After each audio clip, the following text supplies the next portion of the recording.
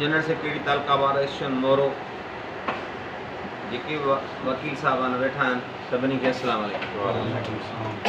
जीअं त तव्हांखे ख़बर आहे त कल्ह जेको सिंध बार काउंसिल जे मेंबर सोऊ साहब ऐं सारियो साहब जेको वकीलनि सां वर्ताव कयो आहे उन जे लाइ तालका बार एसोसिएशन मोरो अॼु जेको आहे सो ही एहतजाज रिकॉर्ड कराए थी त जेके मेंबर सिंध बार काउंसिल जा आहिनि उन्हनि खे असां वकील कारे कोट वारा वोट ॾींदा आहियूं।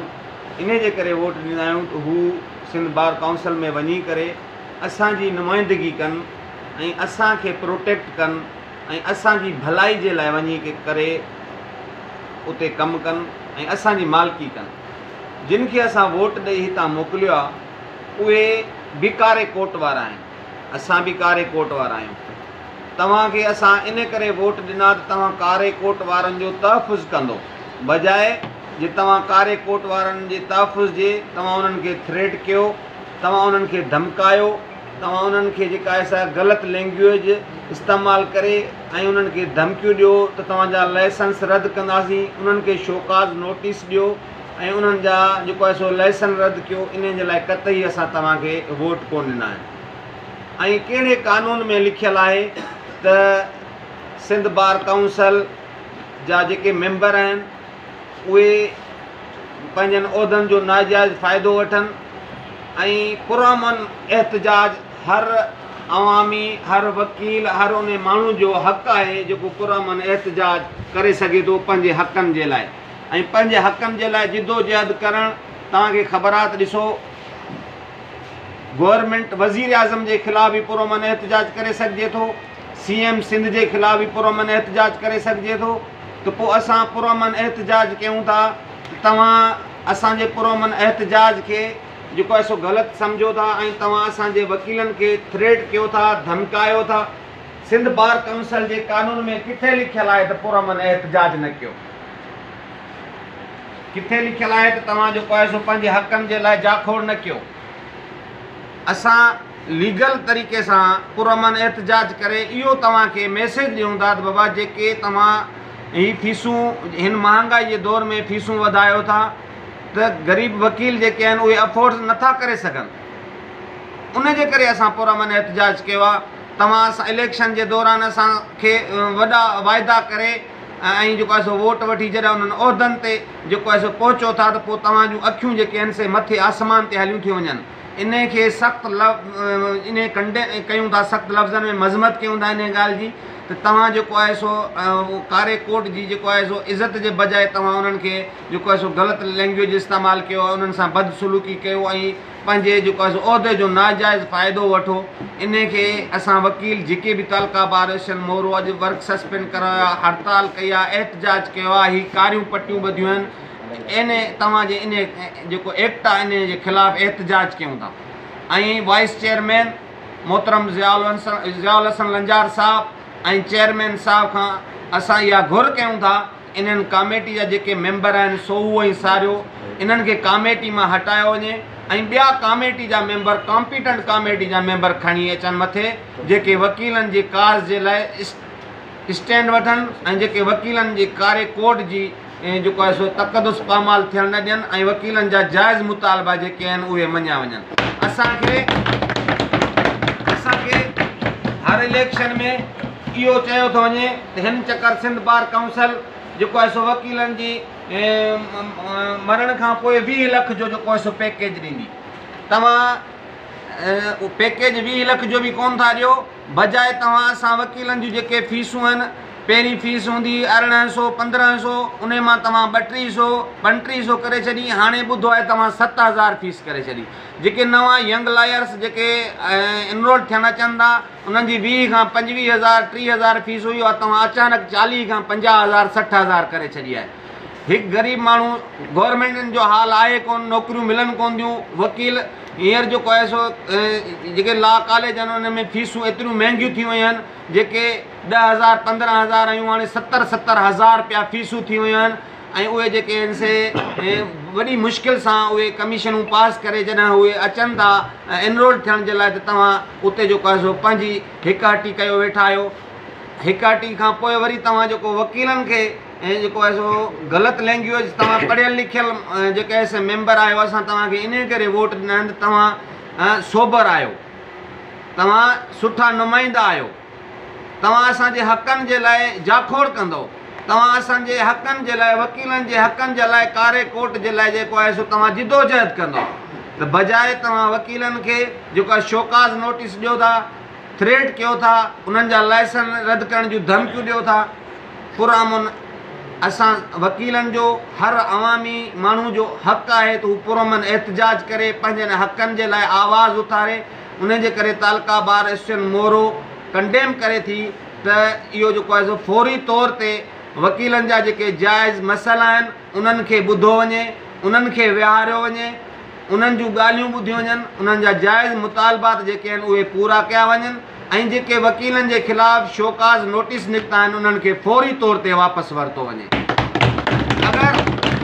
अगरि तव्हां इहे शोकाज़ नोटिस ॾेई करे या वकीलनि खे थ्रेट करे ऐं जेको आहे ग़लति लैंग्वेज इस्तेमालु करे वकीलनि खे धमकायो था त इहा तव्हांजी भुल आहे ऐं इलेक्शन वरी अची वेंदी ऐं इंशाअल्लाह ताला तव्हांजा रस्ता रोक थींदा ऐं तव्हांखे वकील वोट न ॾींदा, बल्कि जीअं तव्हां ॾिसो था त सियासी माण्हुनि वारो तव्हां सां हाशिर थींदो। त तव्हां महिरबानी कयो, वकीलनि जे वोट ते खटिया आहियो, तव्हां वकीलनि जा नुमाइंदा आहियो, तव्हां वकीलनि जी मालिकी कयो ऐं वकीलनि जा जेके जाइज़ मुतालबा आहिनि उहे पूरा कयो। मां इहो आख़िर में अर्ज़ु रखंदुसि त असांजा जेके फ़ौत थी वियल आहिनि नुमाइंदा जेके वकील आहिनि सीनियर फ़ौत थी विया आहिनि उन्हनि में काफ़ी वकील जेके आहिनि उन्हनि खे पंहिंजा हक़ न मिलिया आहिनि। जेके 5 लख रुपया या 10 लख रुपया उन्हनि खे मिलिया कोन्हनि, उहो बि ख़बर न आहे त कहिड़े खाते में जेको आहे सो खुर्द बुर्द लॻा पिया आहिनि। न त तव्हां जेको असांजा सिंध बार काउंसिल जा नुमाइंदा आहिनि, असांजी डिवीज़न जा, असांजे डिस्ट्रिक्टनि जा, उन्हनि जो इहो फ़र्ज़ु थिए थो त उन्हनि जे पेरेंट्स सां मिलनि, उन्हनि जे पोयनि सां मिलनि, उन्हनि सां ताज़ियत बि कनि ऐं उन्हनि जा जेके आहिनि हिकिड़े साल जी अगरि फीस रहिजी थी वञे त तव्हां उन जेको मेंबर सीनियर जेको फ़ौत थी थो वञे उन जा तव्हां उहे पैसा खुर्द बुर्द करे छॾियो था ऐं तव्हां चओ था त हीउ हिकिड़े साल जो जेको आहे सो डिफॉल्टर आहे। 200 रुपया 300 रुपया कार्ड जी फीस आहे जेका हींअर हर वकील खां 1000 रुपया वरिती थी वञे। असां इन खे बि कंडेम कयूं था। सिंध बार काउंसिल जा नुमाइंदा जेके असांजी डिवीज़न जा उहे ख़ामोश छो आहिनि।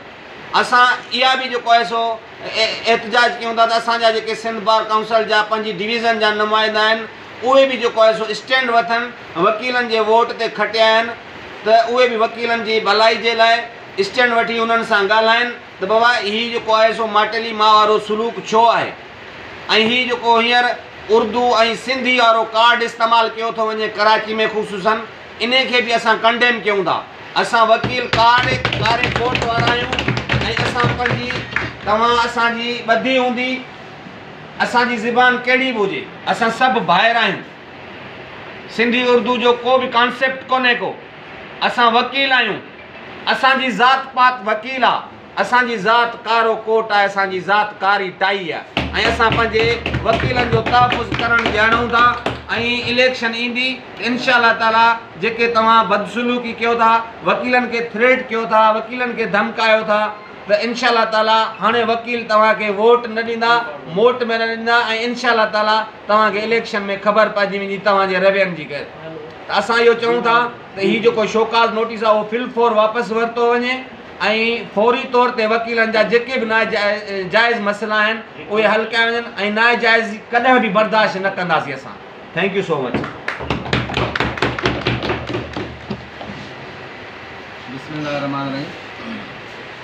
सिंध बार काउंसिल जो जेको इदारो आहे उहो असां जेके वकील इनरोल्ड थियूं था या की उन जे फंडिंग ते हले थो। हीअ का गवर्नमेंट जे मातहत बि कोन्हे को, हीअ ख़ुदि कफ़ील इदारो आहे। असांजा वकील जॾहिं इनरोल थियनि था उहे हुते 3000 रुपया 3500 फीस जमा कराइनि था या इनरोलमेंट फीस आहे उन मां इदारा हलनि था। असांजे दोस्तनि कल्ह यंग लायर्स वारनि उते हिकु एहतजाज रिकॉर्ड करायो जेको पुरअमन हुयो। उन में उन्हनि जी डिमांड इहा हुई त बाबा हींअर जीअं छोकिरा LLB पास करे ऐं उहो इंटीमेशन मोकिली आहे त पहिरियां असांजे दौर में मुरागी 7000 रुपया फीस हुई, उहा वधी 20000 थी, हाणे जेको आहे सो उहा 40000 ते पहुची वई आहे। त एक नौजवान वकील जो है, नौजवान छोकरो जो बेरोज़गार है, जिन जा माइट उन्होंने लखे रुपया ख़र्च करे 5 साल उन्होंने पढ़ाए डिग्री वठी ॾियनि था, 5 सालनि ताईं वो ख़र्च कंदा, यूनिवर्सिटियुनि में कॉलेजनि में ख़र्च कनि था। ऐं वरी उहे खे जेको आहे सो तव्हां हेक जूं टेस्टूं आहे न, लॉ गेट जी टेस्ट आहे, उहा पास करे चवंदा वठो कंदा 40-40 हज़ार रुपया इनरोलमेंट जी फीस था वठो। त उन जे लाइ हिकिड़ो एहतजाज हुयो त बाबा इहा फीस जेका तव्हां रिड्यूस कयो, इनखे तव्हां इंक्रीज़ कीअं कयो। ऐं विदाउट एनी तव्हां जेको हिकिड़ो इजलास को ठाहिबो आहे, इजलास को ठाहे उन में सभिनी जी जेको आहे गॾियल राय सां इहो इंक्रीज़ थींदी आहे। ऐं तव्हां ईअं जेको आहे सो मोटो में तव्हां इहो इंक्रीज़ करे छॾियो था। इन खे जेको आहे सो दोस्तनि कंडेम कयो हो, दोस्त विया हुते, त उन जे पुरअमन एहतजाज करण वारनि दोस्तनि सां जेको रवियो उन्हनि रखियो, जेका बदसलूकी उन्हनि कई आहे, मोहतरम सारियो साहब ऐं ॿियो शायदि को समो साहब आहे, सोहू साहब आहे, जेके मेंबर आहिनि सिंध बार काउंसिल जा, उन्हनि दोस्तनि खे थ्रेट कया आहिनि। ऐं वरी थ्रेट करण खां पोइ उनखे शोकाज़ नोटिस इशू कया आहिनि एतिरो जल्दी में। त तव्हांखे जेको शोकाज़ नोटिस इहो जेको हिननि एक्ट कयो आहे उहो ग़लति आहे, असां इनखे कंडेम कयूं था। ऐं असां इहो मुतालबो रखूं था जनाब जयाल हुसैन नंजार साहब खे, जो असांजो वाइस चेयरमैन उहो आहे, त हीअ जेके तव्हांजे एग्ज़ीक्यूटिव कमेटी जा जेके मेंबर आहिनि, तव्हां इन्हनि जे रवियनि खे, तव्हां इन्हनि जी बदअख़लाक़ी बदसलूकी जो नोटिस वठो ऐं यंग लायर्स जे जेके जाइज़ मुतालबा आहिनि उहे जल्दी में हल कयो। ऐं जेको सो कॉल्ड जेको इहो तव्हां इन्हनि इशू कयो आहे शोकाज़ नोटिस, इहो जल्द खां जल्द रिकॉल कयो। जेकॾहिं तव्हां रिकॉल न कंदा त असां अॼु मोरे ताईं, सुभाणे ज़िले ताईं, डिवीज़न ऐं पूरी सिंध में जेको आहे असां पंहिंजो पुरअमन एहतजाज रिकॉर्ड कराईंदासीं तव्हांजे ख़िलाफ़। ऐं जेको आहे थैंक यू में छो जो हुननि जेको वकीलनि सां रवियो रखियो ऐं जेका बदसलूकी कई वकीलनि सां, उते पुरअमन एहतजाज करणु हर माण्हू जो लीगल राइट आहे। पोइ उन में जेका हिननि बदसलूकी कई वकीलनि सां, त उन बदसलूकी खे लिकाइण जे लाइ हिननि इहो शोकाज़ नोटिस ॾिनो आहे, त जीअं असांजो जेको राज़ आहे उहो फाश थी वेंदो। हीअ सोशल मीडिया ते असांजी बदसलूकी जो जेको ॻाल्हि आहे उहा हली चुकी आहे, हाणे उनखे मिटाइण जे करे हिननि इहो शोकाज़ नोटिस ॾिनो आहे, त जीअं उहा असांजी जेका हरकत आहे उहा लिकी वञे। न त कमेटी जा मेंबर आहिनि, हिननि जो कमु हुयो त हुननि खे विहारे उन्हनि खे चवंदा हुआ ठीकु आहे असां मीटिंग कॉल कराईंदा, ऑनरेबल चेयरमैन साहब ऐं वाइस चेयरमैन साहब खे एतमाद में वठूं था, तव्हांजा जेके बि लीगल मुतालबात आहिनि उहे असां मथे ताईं पुॼायूं था। ऐं असांजी कोर कमेटी जी मीटिंग थींदी, उन में तव्हांजा जेके बि जाइज़ मसइला हूंदा उहे हल कया वेंदा या ॿुधा वेंदा, उनखे प्रॉपर हिकिड़े तरीक़े सां हैंडल कंदो आहे।